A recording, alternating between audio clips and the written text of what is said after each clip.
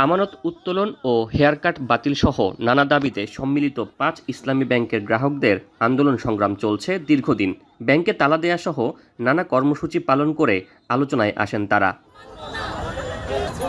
অথচ শেয়ার বাজারে ব্যাংকগুলোতে ৫০,০০০ কোটি টাকারও বেশি মূলধন বিনিয়োগ করে সারা দেশের ক্ষুদ্র বিনিয়োগকারীরা বিপাকে পড়লেও থেকে গেছেন আড়ালে।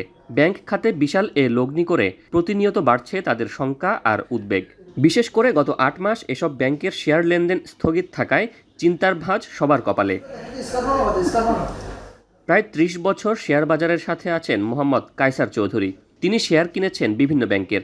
বিনিয়োগের আগে net asset value, earning per share ইত্যাদি বিবেচনায় নিয়ে বিনিয়োগ করেন এক্সিম ব্যাংকে।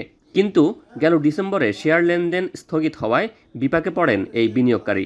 আমরা সাধারণ বিনিয়োগকারী যারা আছি, আমাদের এই টাকাগুলো কি হবে? আমাদেরকে দেখার জন্য তো সিকিউরিটি এক্সচেঞ্জেস কমিশন আছে, এরা কোনো আমাদের পক্ষে কাজ করতেছে না।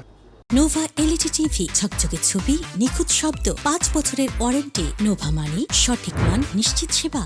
তার মতো আরও লাখ লাখ বিনিয়োগকারী সম্মিলিত ৫ ইসলামী ব্যাংকে বিনিয়োগ করেন। তাদের কেউ কেউ জীবনের শেষ সঞ্চয়ও বিনিয়োগ করেন শেয়ার লেনদেনে। এখন লভ্যাংশ বা আয় উপার্জন করতে না পেরে পড়েছেন আর্থিক সংকটে।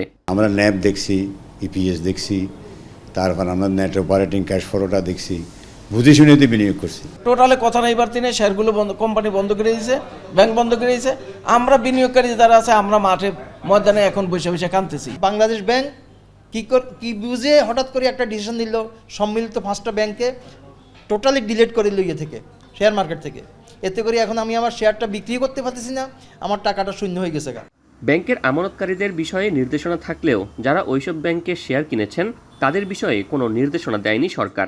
লাখ লাখ বিনিয়োগকারীর কথা কেউ ভাবছে না বলে অভিযোগ ইনভেস্টর ফোরাম নেতাদের।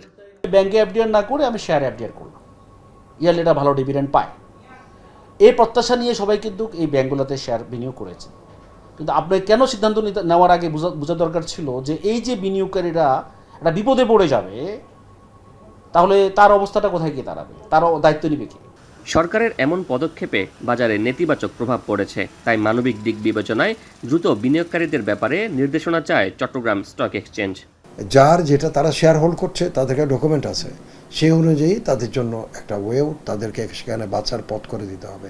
নাইলে এই মানুষগুলো মানবিক দিক থেকেও তাকে যেন বিধ্বস্ত করা হবে, অন্যদিকে আর্থিকভাবেও তাকে ক্ষতিগ্রস্ত করা হবে। 5টি ব্যাংকের প্রায় 58,195 কোটির বেশি শেয়ার বাজারে ছাড়া হয়, যা কিনেছেন এসব ক্ষুদ্র বিনিয়োগকারীরা। শোয়েব রহমান, এখন, চট্টগ্রাম।